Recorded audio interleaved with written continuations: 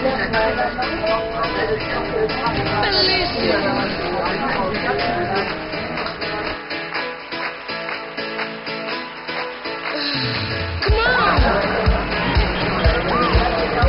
sûr, je suis très fier de ce moment parce que l'ouverture, l'arrivée du tramway, l'ouverture de deuxième ligne qui part de Saint-Jean-d'Arvenne, presque, c'est un grand événement pour la ville. Donc j'en suis très fier. D'autant plus que moi, depuis le début, j'étais favorable au tramway. Donc bien évidemment, logiquement, j'en suis très heureux et très fier.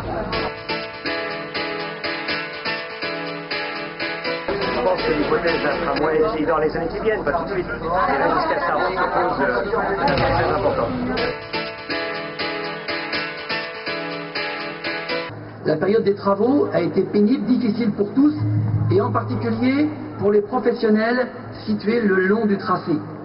Mais je rappelle que l'AGLO les a largement soutenus, puisque nous avons mis en place une commission d'indemnisation amiable, j'en félicite les présidents qui sont ici présents, et nous avons versé aux commerçants des indemnités 4 fois plus importantes que celles qui ont été versées pour la construction de la première ligne. Ça représente plus de 2 millions d'euros d'indemnités au total. Ces perturbations, soyez-en certains, nous avons tout tenté pour les limiter au maximum, pour rendre la circulation automobile possible, les commerces et habitations accessibles, pour continuer aussi à assurer la gestion des services publics au quotidien, je pense en particulier à la collecte des déchets ménagers. Un service gratuit d'accompagnement des personnes à mobilité réduite a été mis en place durant tout le chantier et l'équipe de proximité, le point Infotram, a essayé de vous renseigner au maximum au quotidien sur vos préoccupations.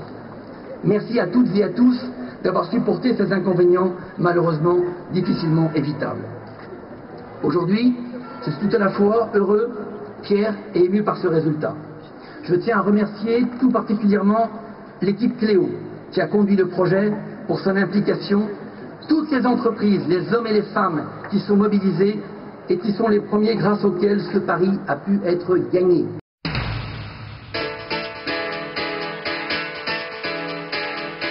Elle est là pour répondre aux besoins de transport, aux besoins du quotidien pour chacune, chacun d'entre vous, et cela c'est partagé par tous. La deuxième chose que je voudrais dire, et je regarde quelqu'un plus particulièrement, c'est qu'il n'y aurait pas de deuxième ligne s'il n'y avait pas eu une première. Et je vais, de ce point de vue-là, rendre hommage à Jean-Pierre Soeur, qui est ici présent, avec quelques autres élus. Il y a Pierre Baucher. Pierre, tu es là aussi. Monsieur le premier vice-président de l'agglomération, maire de Fleury-les-Aubrais. Pardon de ne pas vous citer tous, mais beaucoup d'autres élus sont là qui ont participé également à la première. Et Jean-Pierre Soeur avait raison de faire la première ligne de tramway.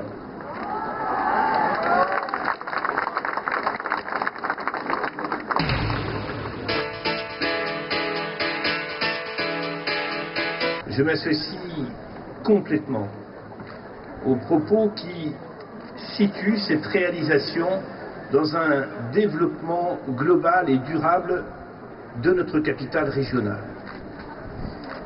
Il est très important que nous ayons aujourd'hui ces deux lignes, que nous ayons aujourd'hui ce réseau. C'est très important parce que notre agglomération, cœur de la région, ne peut compter au niveau national et européen, qu'à partir du moment où il y a, et je suis très heureux que l'ensemble des maires soient ici avec nous, qu'à partir du moment où il y a un phénomène qui réunit dans un même avenir, dans une même volonté, l'ensemble des communes qui font agglomération.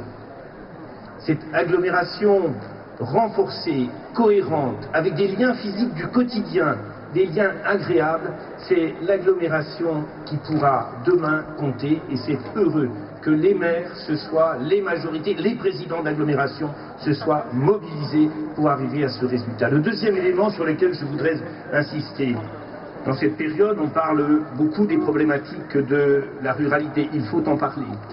Mais je crois qu'il faut également parler de la qualité de vie dans nos villes et dans nos agglomérations. Le problème n'est pas derrière nous, il est d'aujourd'hui et il est pour demain. Et mettre en œuvre un service de mobilité douce, qui soit socialement économe. Ça coûte moins cher de prendre le tram que de prendre sa voiture pour venir travailler. C'est plus respectueux de l'environnement de prendre le tram que de prendre la voiture. Mettre en œuvre une telle réalisation est quelque chose qui donne à l'évidence aux habitants de cette agglomération, cœur de la région, un avenir et le sentiment qu'ils appartiennent à une collectivité qui est en vous. Le troisième élément sur lequel je veux insister, c'est que l'essentiel en termes de mobilité, l'essentiel en termes d'environnement rejoint l'essentiel en termes de qualité de vie. Et ce que nous voyons sur l'ensemble des communes dans cette réalisation, c'est une amélioration profonde du tissu urbain, de la qualité urbaine. Et je crois que rejoindre en même temps la ville a son avenir. On sait les doutes qui ont été portés il y a quelques années. Jean-Pierre Sueur, tu as commis de belles études là-dessus. Les doutes qui étaient sur l'avenir du plaisir de vivre en ville. Rejoindre la ville avec son avenir, donner du sens en faisant une requalification urbaine, redonner du sens aux liaisons entre quartiers, entre les quartiers et le centre, est quelque chose d'extrêmement important. Nous avons donc là un mieux vivre en ville et dans l'agglomération. Nous avons de nouvelles solidarités pour peser ensemble et pour trouver un avenir ensemble. Et nous avons, c'est évident, une marche nouvelle dans une société du développement durable que nous devons servir. C'est la raison pour laquelle la région se mobilise ici à Orléans pour apporter ses financements à l'agglomération et au président avec lequel nous en avons régulièrement parlé. C'est la raison aussi pour laquelle nous sommes heureux que la première ligne soit en route dans l'autre grande agglomération de notre région, qui est Tours. Nous sommes sur des éléments fondamentaux du développement régional.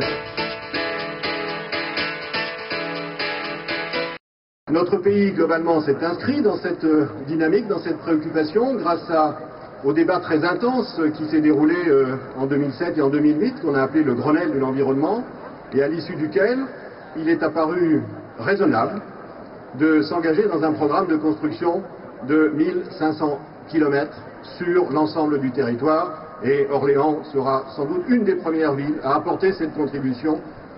Il ne reste plus que 1489 km à faire pour les autres, mais chacun sa tâche.